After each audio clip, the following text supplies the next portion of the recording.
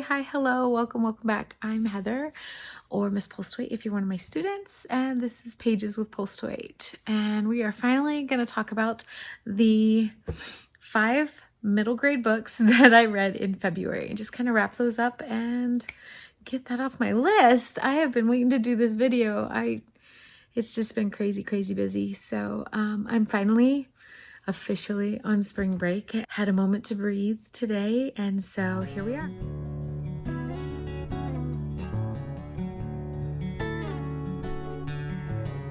I read 5 really great middle grade books, and we're going to start with one that I don't have on me. I left it in the classroom. So the book that I started the month off and finally got done with was No Place Like Home, and I'm going to show you the cover.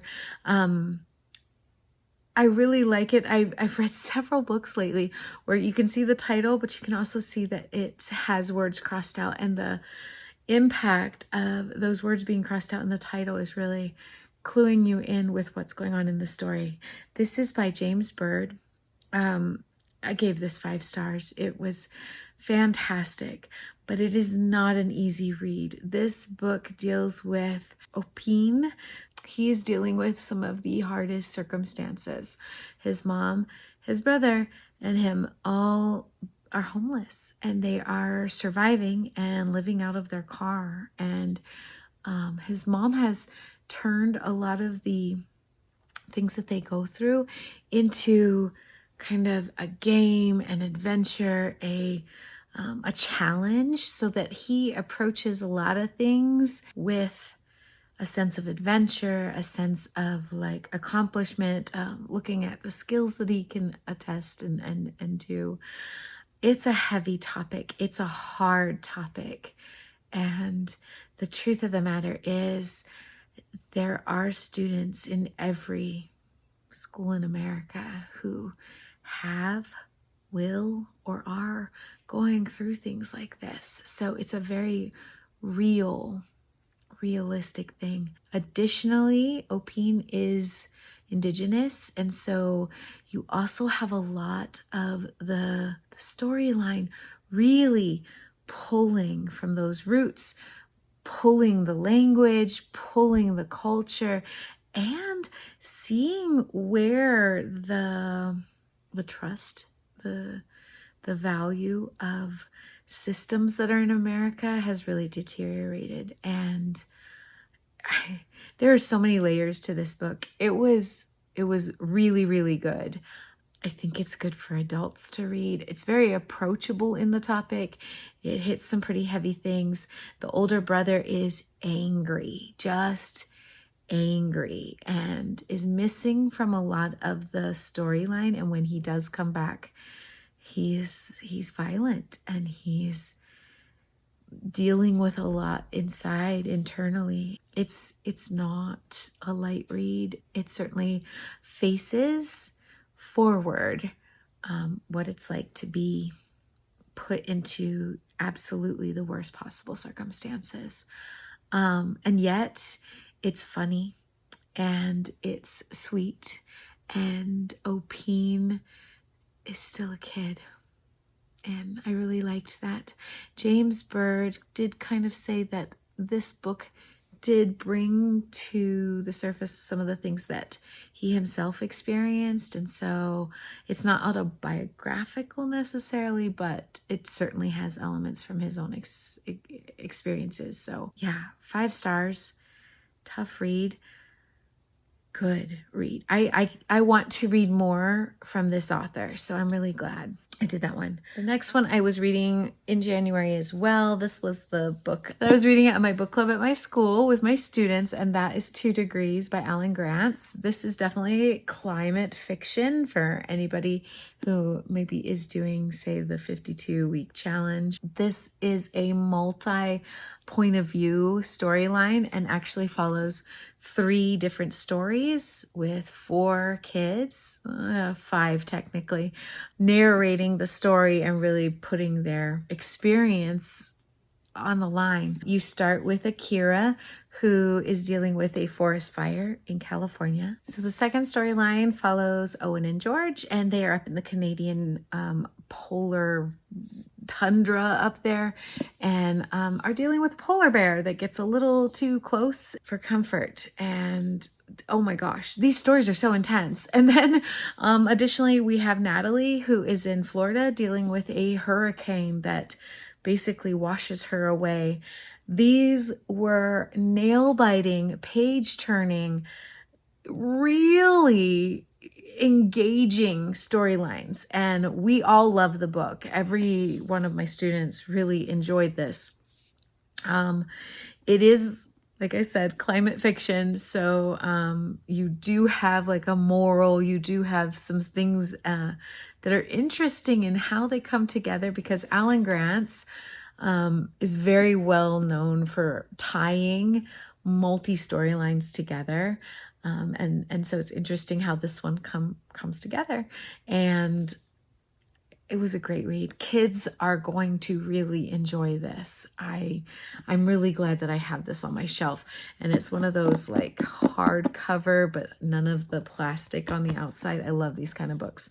So this is going on my shelf immediately, and I'm hoping more of my students will have a chance to read it. Alan Grantz he's a great writer for middle grade. Okay. The next one that I read, I actually have as well, was Sanity and Taliulah. It's by Molly Brooks.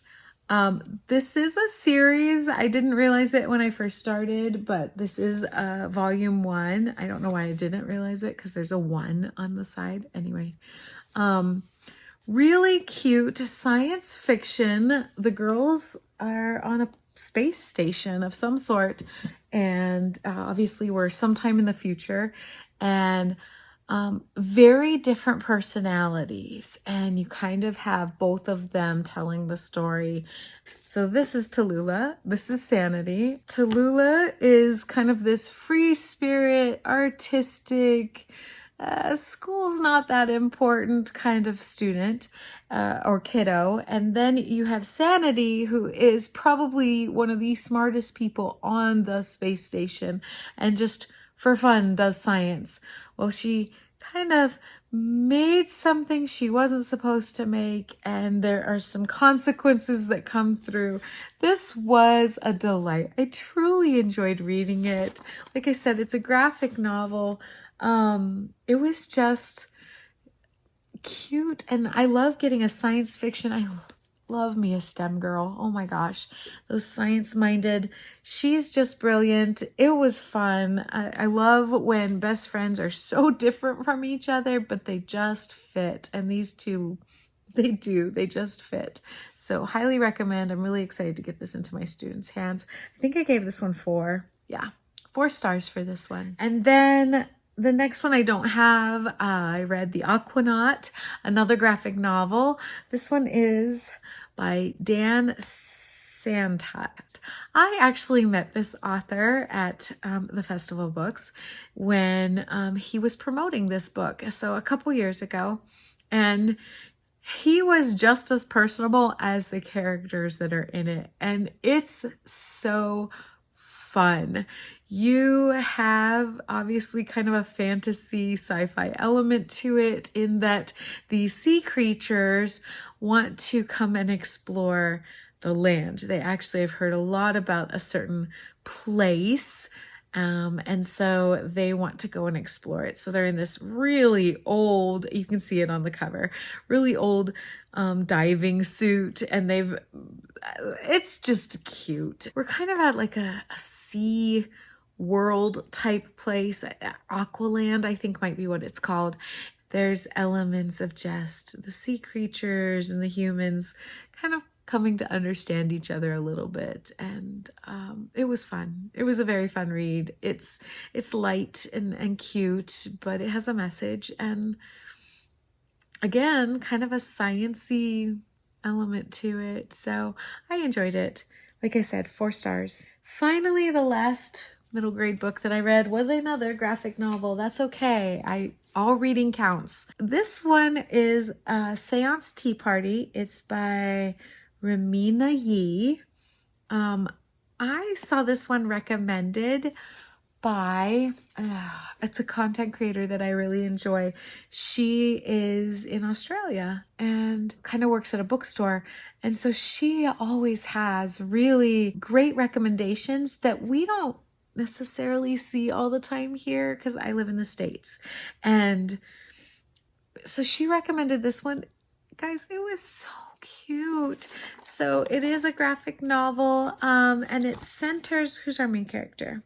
Laura. And Laura's in that stage where you're growing up, but you don't quite fit what your friends are fitting, and you're not quite at that same level. So I see this a lot in middle school. Just everybody develops a little bit differently, and some people are just ready to leave behind everything childhood, and others aren't. And none of that is wrong at all. It's just how people progress. And so Laura's kind of a little bit slower, and since her friends are not slower, she's just not quite ready to let go of imagination and playing and fun and those kind of things. Like, she doesn't care about magazines and bands and that kind of. So as her friends are kind of moving out of that, she's kind of looking for still somebody that she relates to, and ends up like having some sort of like seance tea party, and the ghost that lives in her house kind of shows up too.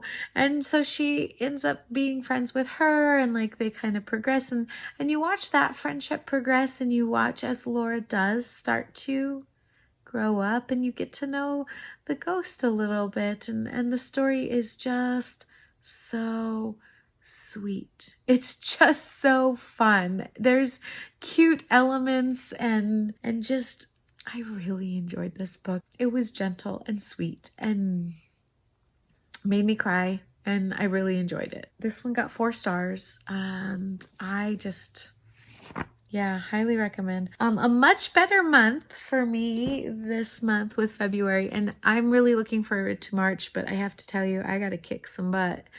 My March has been slow on reading because I've been so busy. So looking forward to some time off where I can just read. But for February, 5 books. I actually ended up reading 9 total. So, I mean, I had a really much better February than I did January. Really enjoyed it. I have a video coming very shortly with my journal wrapped up and sneak peek at what March looks like, which, spoiler alert, it's adorable. Adorable. Anyway, what was your favorite book from February that you read? I would love to hear, especially if it's middle grade. Bring it on. I would love some recommendations. I can't wait to dig in. I've got some really good ones going. Happy March middle grade reading. I hope you're finding great books, and we'll see you on the flip side. Bye, guys.